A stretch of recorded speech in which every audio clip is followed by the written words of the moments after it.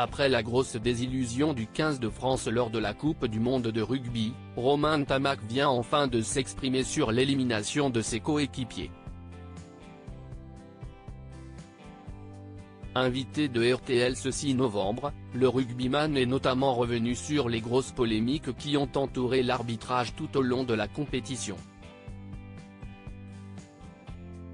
Si est-il un des grands absents de cette Coupe du monde côté français et sa présence aurait pu faire la différence. Quelques jours avant le début de la compétition, Romain Ntamack a été victime d'une grave blessure au genou qui l'a obligé à déclarer forfait.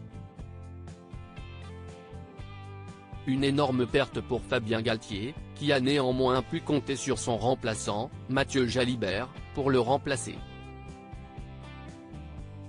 Une absence forcément préjudiciable et qui a pu jouer dans l'élimination des Bleus en quart de finale, face au futur vainqueur, l'Afrique du Sud. Ce lundi, Romain Ntamack était présent dans l'émission RTL Matin, animée par Yves Calvi, pour y parler du livre Le rugby dans le sang, Michel Lafon. Une autobiographie où le demi d'ouverture de 24 ans évoque notamment son père, Émile, ancien grand joueur de rugby et son petit frère Théo, 21 ans, jeune espoir du Stade toulousain. L'occasion pour le jeune sportif d'évoquer les nombreuses polémiques autour de l'arbitrage pendant la Coupe du monde. Lorsque le journaliste lui demande si ça a pu jouer dans la défaite de ses coéquipiers, le compagnon de la belle Lisa Lopez répond avec honnêteté, « Non, je ne pense pas. Il y a beaucoup de facteurs qui font qu'on aurait pu ne pas s'en remettre à l'arbitrage. » Malgré son fair-play, Romain Ntamack nuance malgré tous ses propos. Ça fait partie du sport.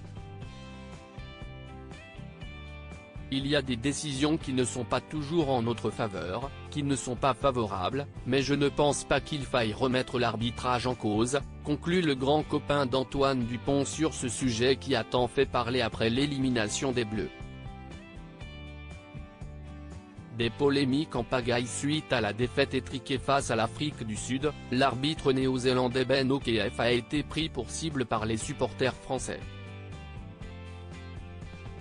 Certaines décisions de ce dernier ont déchaîné la colère sur les réseaux sociaux, des internautes évoquant l'incompétence de l'arbitre lors d'un match à très haute tension. Des critiques qui ne changent finalement rien au résultat final et ce sont bel et bien les Springboks qui ont remporté leur 4e titre mondial, tandis que la France attend toujours désespérément son premier sacre.